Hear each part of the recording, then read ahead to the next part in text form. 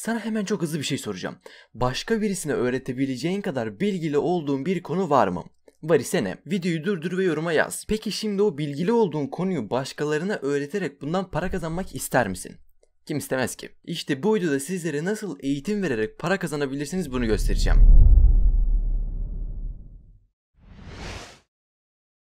Arkadaşlar videoya geçmeden önce hemen size şundan bahsetmek istiyorum. Burayı lütfen atlamayın çünkü sizin içinde bir şey, yani sizden bir şey çıkmayacak, merak etmeyin. Bundan 2-3 gün önce bir kurs yayınladım Udemy'de ve ücretsiz olarak veriyorum. Video düzenleme üzerine bir kurs ve siz bu videoyu izlediğinizde, yani bu video paylaşıldıktan sonraki ilk 24 saat içerisinde kurs hala bedava kalacak ve ondan sonra paralı olacak. O yüzden ilk 24 saat içerisinde kursu bedava bir şekilde alabilirsiniz. Yani bunu biraz tecrübe amaçlı da yaptım denebilir. Tabii ilk 24 saatten sonra paralı olacak ama almak isteyen, alabilen herkes alsın kursu. Yani size video düzenlemeyi öğretiyorum. Şimdiden daha hiçbir duyurusunu yapmadım ama 3 öğrencim olmuş. Birisi zaten arkadaşım, diğer 2 kişi de Udemy içerisinden benim kursumu bulup almış. Dediğim gibi zaten ücretsiz. Hadi öyleyse videomuza geçelim. Bu videoda sizlere eğitim vererek para kazanabileceğiniz 2 tane platform göstereceğim. Birisi YouTube, diğeri Udemy. İkisinin de para kazanma sistemi farklı. Yani ikisinden de aynı şekilde para kazanılmıyor. Ama merak etmeyin, ikisine de değineceğim. Ama öncesinde bir şeyden bahsetmek istiyorum.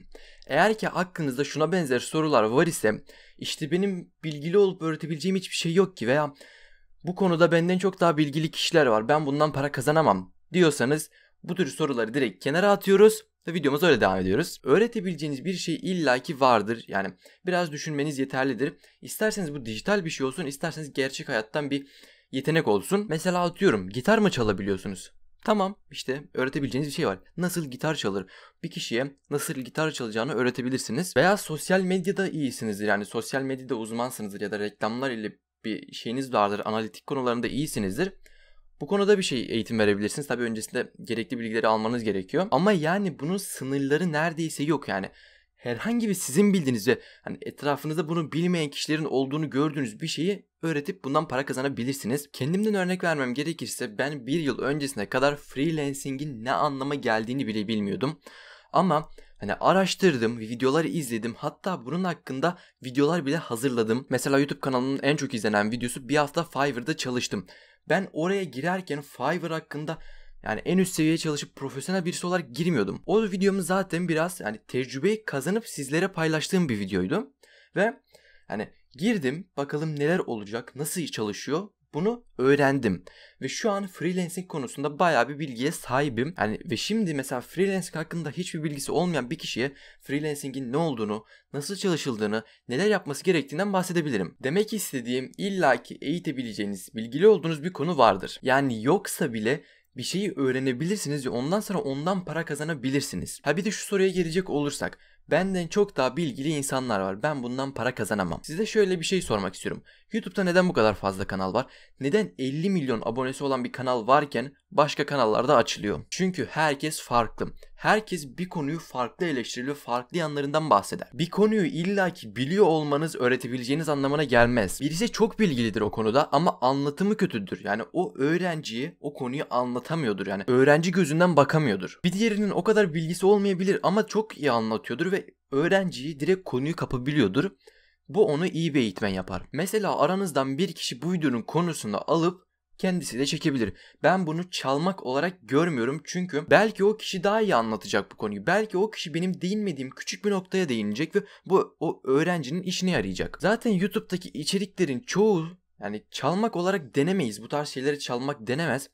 Yani yapılmış, aynı şeyi ben de yapabilirim. Yani bir lokanta varken sen başka lokanta açarsan bu şey olmaz. Çünkü aynı yemeği aynı tatta aynı şekilde yapamaz iki şeyde. Yani hepsinin farklılıkları var. Anlatan kişi farklı ve o öğrenci sadece konuya bakmıyor. Öğretmene de bakıyor. Yani o kişiye de bakıyor. Herkes aynı anlatmıyor bir konuyu. Öyle düşünmeyin. Mesela ben video düzenleme üzerine bir kurs çıkardım. Videonun başında da bahsettim. Yani şimdi benden çok daha iyi eğitmenler var. Benden çok daha iyi video düzenleme bilip bunun eğitimini çıkaranlar var.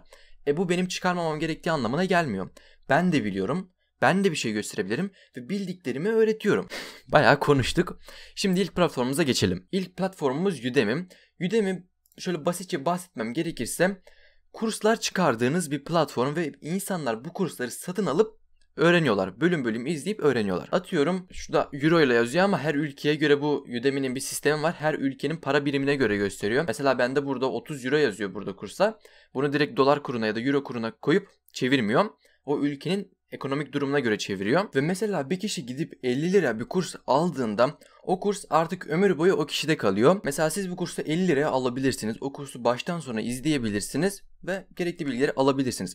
Ama istediğiniz zaman tekrardan o kursu açıp izleyebiliyorsunuz. Bir şey unuttuysanız tazeleyebiliyorsunuz o bilgiyi ve o kurs artık hep sizde kalıyor. Ve hatta bazı eğitmenler kurslarını hep yeniliyorlar da. Mesela atıyorum bir şey güncelleme gelmiştir. Bir program öğreniyorsunuzdur. Kursu aldınız, öğrendiniz. Üstüne zaman geçti, güncelleme geldi, program değişti. Bunu o eğitmen de tekrardan ekleyebilir. Tabii herkes yapacak demiyorum ama o eğitmen bunu ekleyebilir ve tekrardan onu görebilirsiniz. Ve ayrıca bir para ödemeniz gerekmiyor. Son olarak bir de kurslarda soru cevap da bulunuyor. Yani bir şeyi anlamadıysanız direkt eğitmene sorabiliyorsunuz. O da size cevap veriyor. Şöyle bir örnek de göstermek istiyorum. Mesela Udemy'nin arama kısmına YouTube yazmak istiyorum. Ve şu an görüyoruz 5477 tane sonuç çıktı. Şuradan Türkçeyi seçmek istiyorum. Sadece Türkçeleri görelim. Türkçede bile 245 tane sonuç çıkıyor. Şimdi burada bir şey göstermek istiyorum. Ne göstermek istiyorum? A'dan Z'ye YouTube eğitimi, YouTube'dan para kazanma, YouTube kanalı geliştirme, kapsamlı YouTube eğitimi, sıfırdan başarılı YouTube kanalı ve içerik oluşturma, sıfırdan YouTube kanalı geliştirme ve YouTube para kazanma. Yani aynı konu üzerine bir sürü kurs var. Bu az önce dediğim olaya geliyor. Herkes aynı konuda bilgili olabilir ama herkesin aynı şekilde öğreteceği anlamına gelmez. Yani öğrenci sayıları da hepsinin farklı. Birisinin 6700, diğerinin 3200, 973, 70, 184. Tabii bunların fiyatları da farklı. 20 euroya olanı var. Dediğim gibi benim yaşadığım ülkeye göre fiyatlandırıyor. 150 euro, 25 euro. Yani o konuda aklınızda bir şey kalmasın. Siz de kurs çıkarabilirsiniz eğer ki bir konuda bilgiliyseniz. İkinci platformumuz YouTube. Evet. YouTube. Şu an düşünürseniz olay biraz ironik çünkü şu an ben başlıkta yazan şeyi yapıyorum. Eğitim vererek para kazanıyorum. Yani düşünürseniz biraz öyle oluyor. Ama YouTube'da para kazanmak Udemy'dekine kıyasla biraz daha farklı. Yani YouTube'da para kazanabilmek için, doğru duydunuz, para kazanabilmek için, çünkü YouTube'da bazı gereksinimleri karşılamanız gerekiyor. Bunlar ne?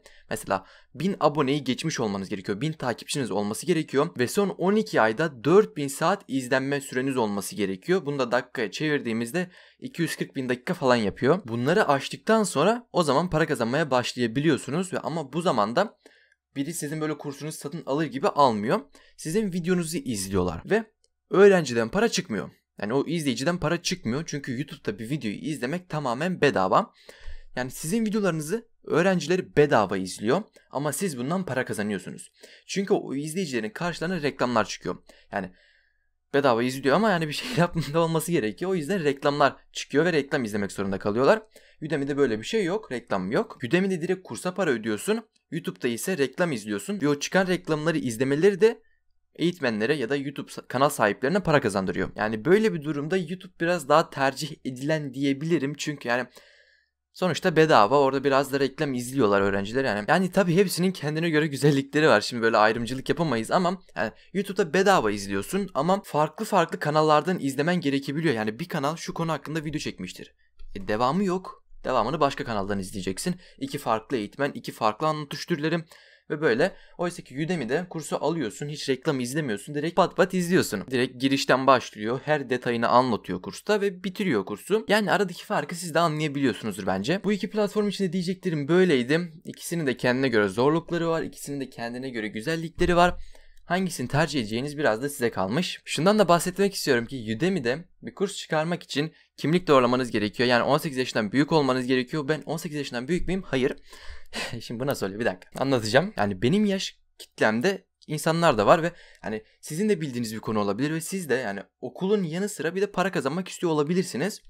Bu durumda yapmanız gereken şey bir büyüğünüz ile konuşmak. Anneniz olabilir, babanız olabilir ve Udemy'ye mail atıyorsunuz. Yani başvuruyorsunuz. Kimlik olarak yine kendi kimliğinizi gönderebilirsiniz. Onlar zaten size dönüş yapacak işte. Yaşınız 18'den küçük olduğu için bir velinizin bunu doğrulaması gerekiyor. Bu durumda zaten mailde anlatıyor. Yani kısacası bir büyüğünüz ile eğitmen olabiliyorsunuz. Ben de öyle oldum. Yani direkt bir hesap açıp kurs yayınlayamıyorsunuz. Yani böyle bir büyüğünüzün izni gerek ki gerçekten işte YouTube kurallarına göre de 18 yaşından büyük olmanız gerekiyor. Yani parayı çekebilmek için banka hesabına ihtiyacınız var böyle.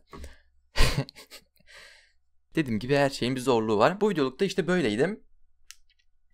İşte kursumu da alın. Şaka yapıyorum. Ama cidden açıklama kısmında link var. Bu videolukta bu kadardı. Bu videoda sizlere nasıl eğitim vererek internetten para kazanabilirsiniz bunu gösterdim. Umarım video hoşunuza gitmiştir ve sizin için faydalı olmuştur. Eğer ki video işinize yaradıysa aşağıdan kanalıma abone olur ve videoyu da beğenirseniz sevinirim. Öyleyse bir sonraki videolarda görüşmek üzere.